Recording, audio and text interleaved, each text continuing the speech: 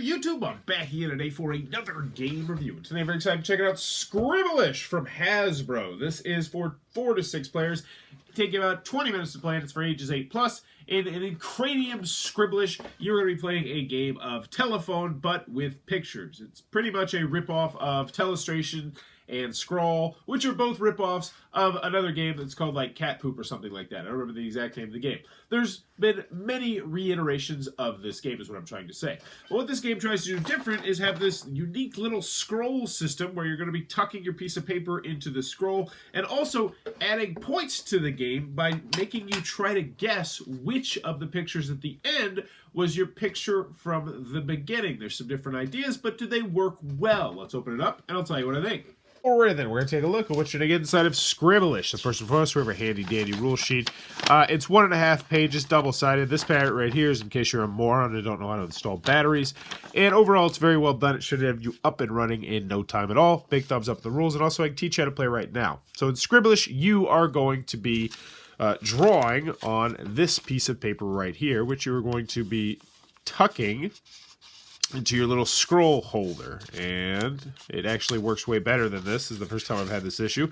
You're going to be putting it in like that, and as you can see, it will slowly go into there. It actually is kind of an ingenious little creation there. But you're going to start it off just like this. So what you're going to be doing is you're going to be writing down whatever's on one of these cards and then drawing it. Then somebody else is going to try to guess what you drew, and then someone else is going to draw what somebody else guessed. And you're going to do that until you get to the end of the page, at which point you will award these tokens right here. The person with the most tokens correct wins the game. What am I talking about? Let's go over the components. Let's get into gameplay. So first and foremost, there's a whole bunch of these pads right here. This is very nice. They are double-sided, and there's a good deal of them because you are going to need these special pads in order to tuck them into the special little scrolly things. Next, you're going to get a whole bunch of these little scrolls right here. I believe there is 6 because the game goes up to 6 players. That would make sense. The math does add up. You're going to get this dice, which I will tell you about a little bit later, and I'll show you how it works. You're going to get the cards. And the cards, I think there's probably about 50 of them. We're going to have 3 different things on them. I will show how that works in a second. And you're going to get these tokens. The tokens say funny. You're going to vote on the funniest one at the end. And mine, you're actually going to try to predict which of the pictures is yours at the end. And I'll show you how that works a little bit later. So let's just get the game started. Let's pick a card, figure out what we're going to do, and hit this annoying little timer right here. So, watch as a blank jumps through a flaming hoop. What do you mean? I have a duck on my head. Margot secretly loves the smelly cheese.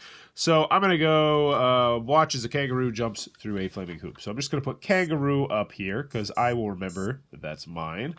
And I'm just going to have the flaming hoop. And it's going to be all flaming. Flaming. We're going to have hot, see the hot stuff. And then we're going to have a little pouch on the kangaroo. And then there's the big old kangaroo, and he's got a big head, and he's going to be jumping because that's what kangaroos do. And he's jumping through the hoop of fire, and it's going to be hung up. And so then what I would do is I'd actually cover the kangaroo part and put this face down. Timer's up. Everyone's going to be doing that. And then we're going to roll the dice and do what the dice say. So right now we would actually pass our scroll 1 to the right. So let's pretend I got this one. I look at it and say, well, oops. And I'd say, dinosaurs getting hit by meteors. That's kind of what it looks like, actually. So, dinosaur hit by meteor. Hit by meteor. And then what you're going to do is you're going to tuck that up like so. Put it face down. Roll the dice again. Oh, this is a Scribblish. This means everyone's going to put theirs into the middle, and then you're randomly going to draw one. If you draw your own, then you're supposed to trade with somebody else. It's kind of a weird system.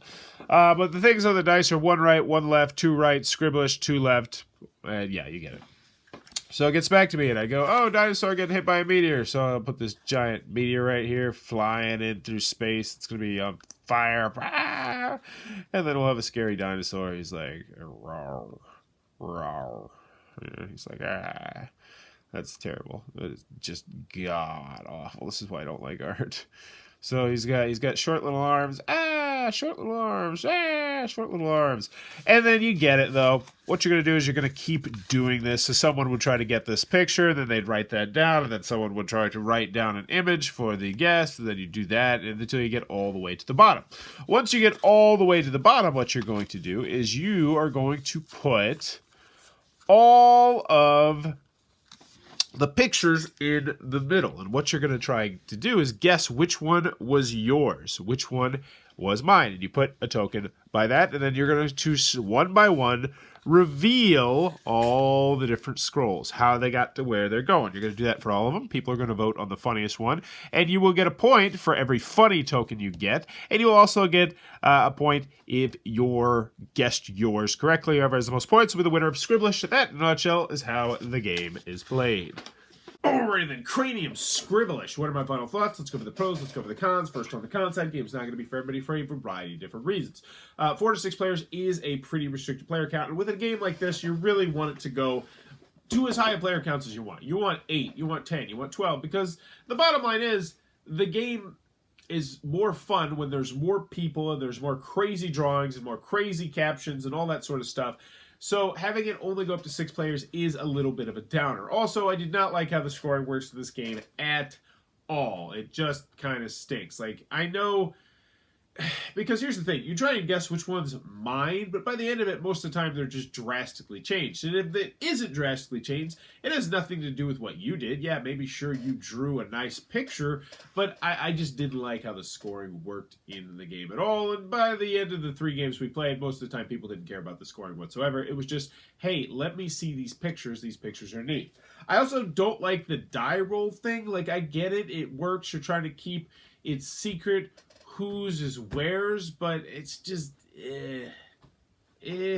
This is a game where most people just don't care enough. It's about drawing and having fun and laughing. So to add that extra fiddly little layer just seems dumb. And then there's the aspect of the one where you put it in the middle. Everybody just draws one, which is, in theory, great. But if you draw one that you already had, then you're supposed to say, oh, I already had this one, so trade me someone else. But by that point, the other person's already seen 2 of them. And it's just, if you're really worried about the game aspect of the game, I don't know. I have played Scroll, and I have played Telestrations, and I've played Telestrations After Dark, and I've played another game, which is currently not one that I can think of in my head, that is very, very similar to this game. And I liked all those games better than this game for a variety of different reasons. I also didn't think there was that many cards. I mean, sure, there's 3 things on it, but still you'd want more cards. And in the end, most of the time, people just write stuff. The scroll system is neat, but sometimes it doesn't work. Like, there'd be times, it even happened in the middle part, where just from human error, the thing, you just accidentally see what's on top of it. And when you see that, you can't unsee it. You know what it says. And I don't like how they did that. Most of the time, it's like a book. And it's like, if you look on the back page of the book, you're cheating. You know, it's just, don't do that. But with this one, sometimes you can't help it. And I actually had that happen quite a few times in just the 3-player game. I think it happened 3 or 4 times to different people where they accidentally saw something they were not supposed to see. I just didn't like this game. Moving on to the pros, Cranium Scribblish is a fun game. I mean, it's a fun premise. There's a reason that people keep redoing this game, and that's because it's a funny idea. And every time I've played this game, there have been some laughs. Every time I've played this iteration of this game, Scribblish and Telestrations and Scrawls, there have been some laughs. But this one was the weakest on the laughs by far. So while I'm not saying that this is a bad game inherently, I am saying that there's other games that do the exact same thing that do it better with more players and are more fun, more streamlined. So in the end, Cranium Scribblish is not one I can recommend. It's not a game I'm going to keep. I didn't particularly enjoy it that much. While I did have fun with it, it just, Also, some of the things they ask you to draw are just ridiculously hard and stupid, and you're like, what? What? And I get the more out there and zany they are, generally the funner they end up at the end, but there is a thin line there. If you go too far crazy and too far zany, people aren't even going to know how to draw it, and it's like, I have no chance of guessing which one's mine at the end of the game. It's just dumb luck. So in the end, yeah, Cranium Scribblish. Thanks, Hasbro. You screwed up what is a really rock-solid foundation with this game, one that I cannot recommend to anybody.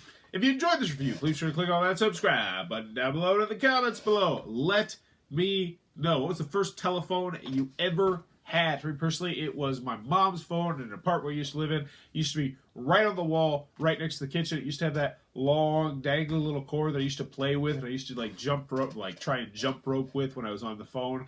And I remember just sitting and laying there, and I'd have like little forts set up underneath the phone because I'd be sitting there and talking to my friends for hours and hours.